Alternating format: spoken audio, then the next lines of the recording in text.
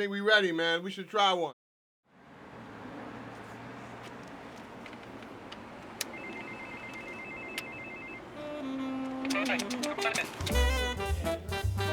Regular rate, man. All right, man. You.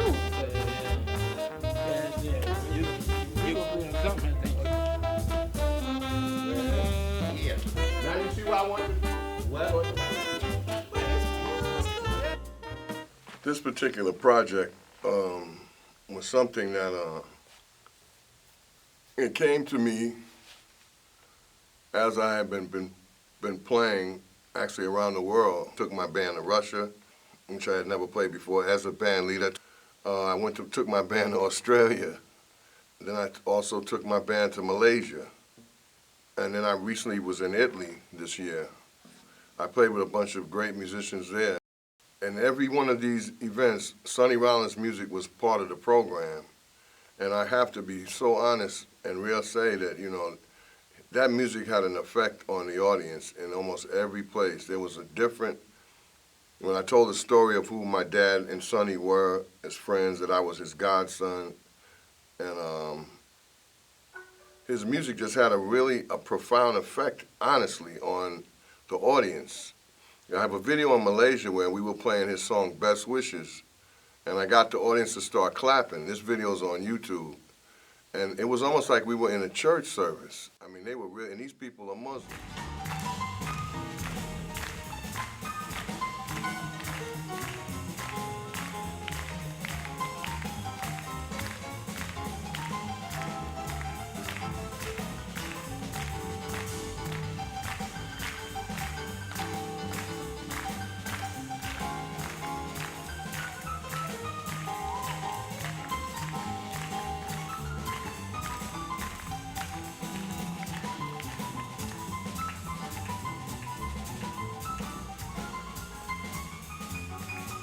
I've been knowing Eric for about 21 years, since I've been in New York.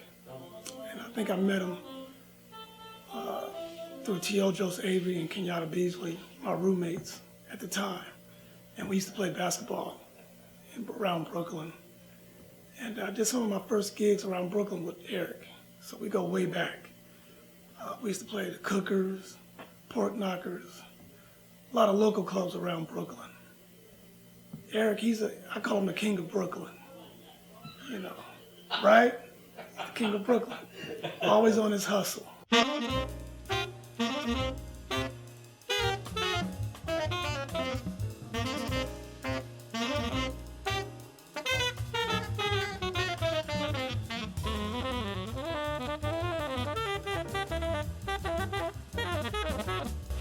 J.D. Allen actually winds up on my record because I wanted to do something from the bridge. And, you know, my relationship to Sonny, and then the fact that my dad was so tight with him. And my dad was one of maybe 3 or 4 saxophonists that practiced with him on the bridge. One of the most pivotal parts of his life. I had always had a thing for Sonny Rollins' music. For the great Mr. Sonny Rollins.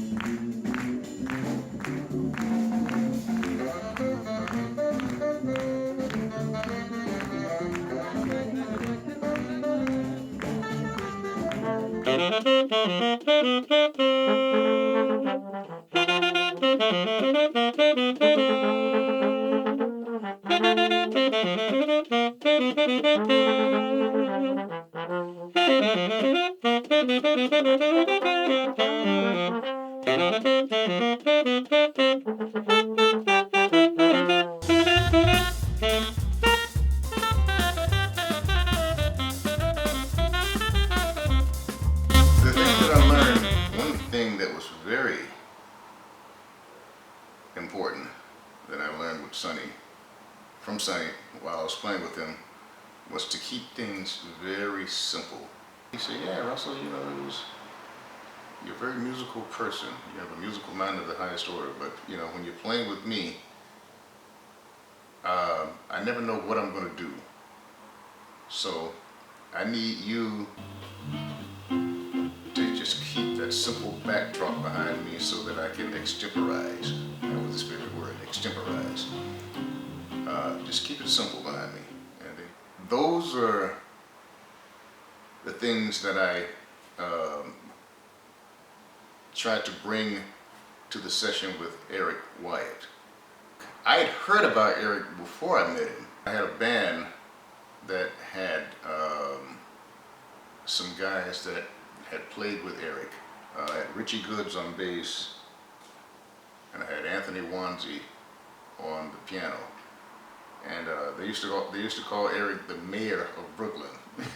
The mayor. I was in need of a piano player. Anthony Wonsey couldn't make some of the gigs. I said, well, who can I get? He said, well, there's this young guy named Robert Glasper, who's, Robert's a mega star now. But he said, Robert is playing at this place in Brooklyn called Pork Knockers with the mayor. I said, oh, you mean that tenor player, Eric Wyatt? Yeah, the mayor of Brooklyn. So I went out to Pork Knockers to check out this young piano player, and that's how I met Eric. I've been knowing Eric 30 years or more. We used to play together when I first came to New York in the mid-'80s, 1985, 86. I met him, and I was playing with Arthur Rhames, who he was kind of studying with at the time. And we played together off and on. We used to play every week together, Arthur Rhames, him and I, at this club Valhalla in Brooklyn on Saturdays in the 80s. This is in 85, 86. In fact, we're going to record a song that he wrote for Arthur Rhames. It's a tribute to Arthur. So it's just a conglomeration of so many musicians all here. It's like who's who in the studio right now, So that's a special. It's a special day today. Get all these guys together and they record. So I'm happy.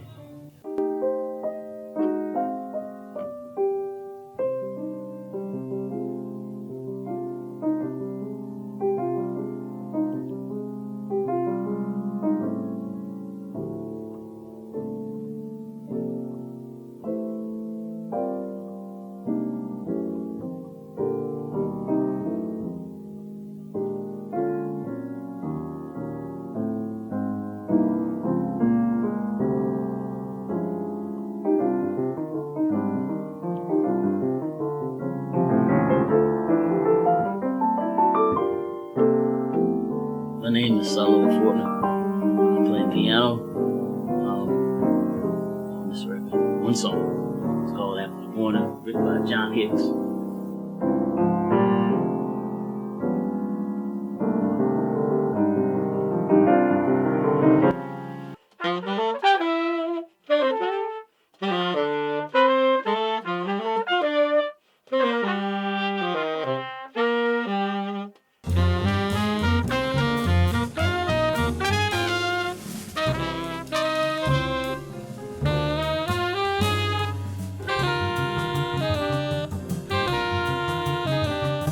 I included a young man on trumpet on this date. That's a brilliant young cat, man, that Roy took a fondness to. I remember talking to Roy about him. I've been knowing Roy, I guess, since the last 4 years of his life. We kind of grew, our friendship kind of grew throughout the years. But he's a great mentor and a great teacher to all of the young generation of jazz musicians. And, he meant a lot to the scene. He'll definitely be missed. He didn't know it, but I wanted to get both of them on this next release. I wanted to do a 2-trumpet thing. I did that once before on a record with me on tenor. And unfortunately, Roy passed away. And, I said I want to still honor the brother. And I know how much he liked Giveton. So I decided to record this tune that I became aware of hearing Roy play it a lot. It was a tune written by John Hicks entitled After the Morning. And there's another video on YouTube where Roy literally walked into Smalls one night as I was starting to play it. And it was amazing because I always wanted to play that tune with him. That tune is going to always remind me of Roy. And I miss him, man. He's a great brother. He came to a lot of my gigs and we played a lot. And I played with him a lot.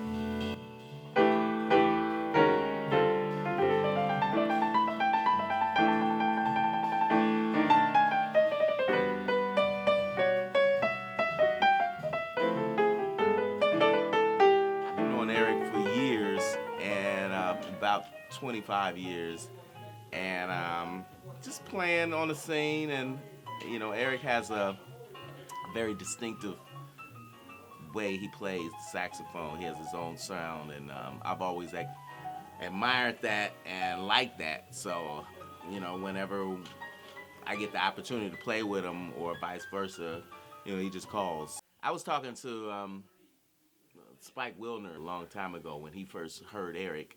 He was subbing for a gig of mine, and he was like, wow, this cat really understands Sonny Rollins.